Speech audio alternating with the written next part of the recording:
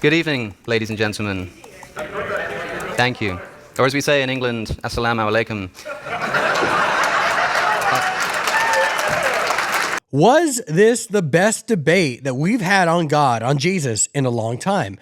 Alex O'Connor and David Wood debated just a few weeks ago on whether or not Jesus claimed to be God, and this was an awesome debate. So much hype going into it. Let's get into the debate. I loved this debate very much. I've watched it a couple times now, and it was such a fun debate. There was a lot of hype going into this debate, and I think this is one of the best examples of good, productive debate, and one of the best debates we've had just in the debate world in a long time. This was not like a messy debate like Cliff Connectley and Matt Dillahunty or something like that. There wasn't. And if you're going to try and shut up, shut up. Hold on one sec. If you're going to try and Mudslinging, very respectful, very generous. It was just an awesome debate on so many levels. So I'm going to show you some highlights from the debate.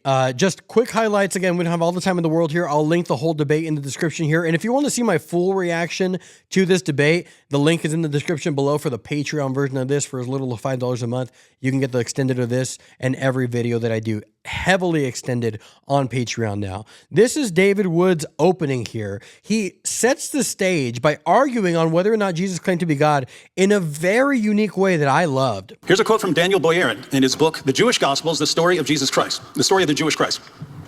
He says, most, if not all, of the ideas and practices of the Jesus movement of the first century and the beginning of the second century, and even later, can be safely understood as part of the ideas and practices that we understand to be the Judaism of the period.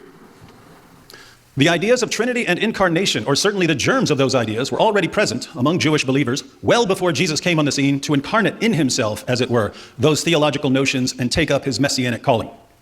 So the ideas were there, paving the way for Jesus, who embodied them. Now, so what David Wood is going to argue is that he's going to argue that Jesus claimed to be God primarily from the, largely from the perspective of the people that were around Jesus. Now, what did Jews already believe? And then what did the people who heard Jesus believe? And so that's what that quote is saying. There's this Talmud scholar who's quoted to say that Christian beliefs, like the Trinity, for example, things like that, were embedded in first century Jewish culture when Jesus arrives on the scene. They're not Christian ideas starting with Jesus, but these things are seeds that were in the Old Testament, believed by the Jews, and it was present there in the first century. Here we have scholars arguing this. So what David Wood is going to do as his central point of argumentation is argue this idea of something called the two powers in heaven, and I'll let him explain it. lots of people, especially Christians, have been interested in the topic ever since. Here's the idea in a nutshell. The Old Testament is very clear that there's one true God, but there are numerous passages in the Old Testament where we see two divine figures. I'll give a few quick examples. There are tons of these. Sometimes God seems to be in two different places doing two different things. A common example is the story of Sodom and Gomorrah. The Lord appears to Abraham and tells him that he's going down to Sodom and Gomorrah to see firsthand how bad the people are. So he goes down to Sodom and Gomorrah. And what happens? Genesis 19:24, then the Lord rained on Sodom and Gomorrah sulfur and fire from the Lord out of heaven. The Lord on earth rained down fire from the Lord out of heaven. This thing reboot every couple minutes. It sounds like there are two lords here. Watch what happens in Zechariah 2. Pay attention or you'll miss it. Come, Zion, escape, you who live in daughter Babylon. For this is what the Lord Almighty says. Who's speaking? The Lord Almighty. And he says, after the glorious one has sent me, the Lord was sent by the glorious one, against the nations that have plundered you, for whoever touches you touches the apple of his eye. I will surely raise my hand against them, so that their slaves will plunder them. Then you will know that the Lord Almighty has sent me. The Lord Almighty was sent by the Lord Almighty. Next paragraph. Shout and be glad, daughter Zion, for I am coming, and I will live among you, declares the Lord, Yahweh. Many nations will be joined with the Lord in that day and will become my people. I will live among you, and you will know that the Lord Almighty has sent me to you. The Lord, Yahweh, will live among them, and they will know that the Lord was sent by the Lord Almighty. So Yahweh rains down fire from Yahweh. Yahweh is sent by Yahweh. Plenty of passages like these. Then we've got a mysterious figure called the angel of the Lord. Whatever you think of when you think about angels, just get rid of that. The angel of the Lord is no ordinary angel because this angel is somehow the Lord. Angel just means messenger. In Hebrew, it can refer to a human messenger, a spirit messenger, or in this case, the Lord himself. Look at Judges 6. The angel of the Lord came and sat down to talk to Gideon. The angel of the Lord appeared to Gideon. Then it switches to, the Lord turned to him. The Lord answered. Then it goes back to the angel of the Lord. Then, when Gideon realized that it was the angel of the Lord, he exclaimed, "Alas, sovereign Lord, I have seen the angel of the Lord face to face." But the Lord said to him, "Peace, do not be afraid, you are not going to die." So he does a lot of examples, primarily from the Old Testament, where God is spoken of as doing two different things at the same time in different places. Now, this is different than saying like God is everywhere all the time and God's omnipresence. God in Scripture is being spoken of as being in two different places, sending himself, right? So the idea is there was this Jewish concept called the two powers in heaven, that God and another extension of God that also is God, but different, distinct from God the Father in some sense, is also doing things at the same time. This is a really brilliant argument. It's way, and it was so unexpected by basically everybody that I've seen breaking down this debate before it happened. No one really expected that he would argue this way. They thought that he would just spend all this time in the Gospel of John, for example. But this is a really brilliant argument. This is an argument that helps you get into the mind of the people in Jesus's day, which is something that is difficult to do increasingly, something that a lot of people struggle to do, to understand things the way they would have understand things. So that's the nutshell idea. Now, this is one clip from Alex's rebuttal to this. Alex brings up John chapter 10 in his negative, in his opposition to the idea that Jesus claimed to be God. Check it out. I want to begin with a verse from the Old Testament which might become relevant momentarily. And that is, well, a psalm, not in its entirety, but Psalm 82. Psalm 82 is a curious psalm because it opens by saying that God presides in the great assembly. He renders judgment among the gods. Elohim. That is definitely the word for gods. This seems to be an indication that God is talking about, or the psalmist is talking about, the so-called divine council, which also shows up in Job, for example. Later in the psalm, he says, "I said, you are gods. You are all sons of the Most High." The psalmist is referring to beings here who are definitively not Yahweh, but calling them gods, which is kind of interesting. I'm not trying to make a point out of that. Jesus is going to do that for me as we turn to what I think. Now, his point is going to be that sometimes people are called gods that are not divine, that are not God. And he's going to say that Jesus argued this. And again, very impressive argumentation. He is a brilliant debater. Is the most important Christological gospel of the four, which is, of course, John's gospel. Many people think that I just dismiss John's gospel because it's written too late or something. It is, of course, the least historically reliable of the gospels, but I'm willing to just treat it as if it's historically reliable for the purposes of this debate and see what Jesus actually says about himself. The question we're interested in here is the relationship that Jesus has to his Father. David has been speaking about the two powers in heaven heresy and saying that Jesus' relationship to the Father is the kind of relationship that people who believed in these two powers were talking about. Well, let's investigate that in Jesus' own words.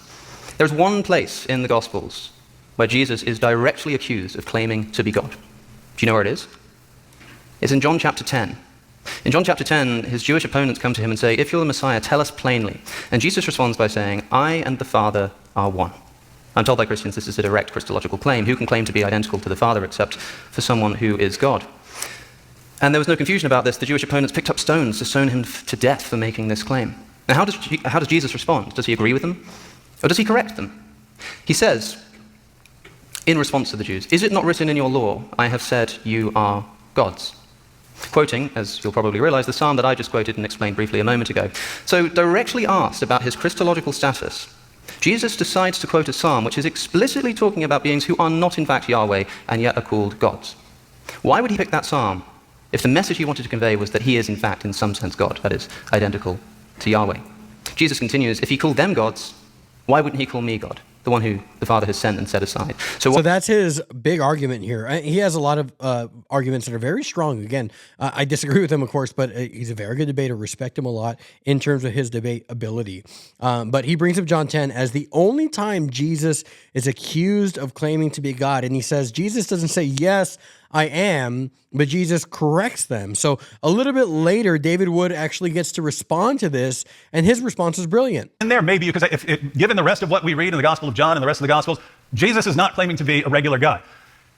He's using a legal technicality here that they should be aware of. They're saying, hey, here's what you're claiming. You're claiming to be the Son of God. This means you're claiming to be equal to God and so on, and therefore, this is blasphemy. And Jesus' response is, well, really? Well, in the Psalms, God calls people Elohim. Therefore, you can't just say calling someone some divine title is blasphemous and deserves a death sentence. You have to show that that the title is not from God, that it's not true, that it's false. Have you done that? No. Okay, you can't kill me. You can't just say there's a claim and therefore we will kill you over it. So that's a legal technicality. Again, if you're somehow reading this as, see, Jesus is just claiming to be a regular guy, wow. All right.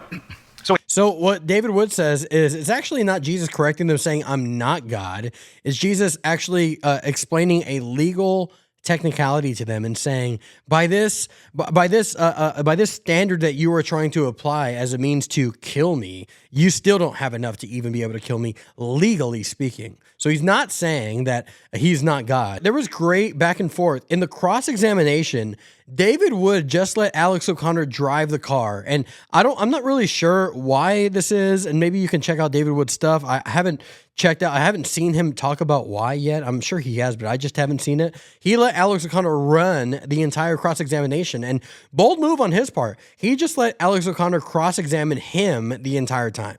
And so he ceded the territory to him. He let him do it. And he was impressively competent and good. And no surprise to me. I think David Wood is awesome as a debater. If you don't know, he debates a lot of Muslims a lot of the time. He's really good on the Islam conversation. But he was just excellent being cross-examined here by Alex O'Connor. And Alex O'Connor is going to ask him a question on whether or not we could have the same relationship with God that Jesus has. To the same degree, to the same level, because he believes that Jesus did not claim to be God. And Jesus claims to have a relationship with the Father that you and I can have. Do you believe that the Father has a distinct loving relationship to the Son compared to the loving relationship he has to all of us, say? Yep. Only because I've heard you make this point before, that he says that it's that word "as" is quite important, what you just said, so that he will honor, so that they will honor me just as they honor the Father. That word "just as" is kathos, which I mentioned earlier. That's also used when Jesus says, so they will know that you have loved me just as you have loved them.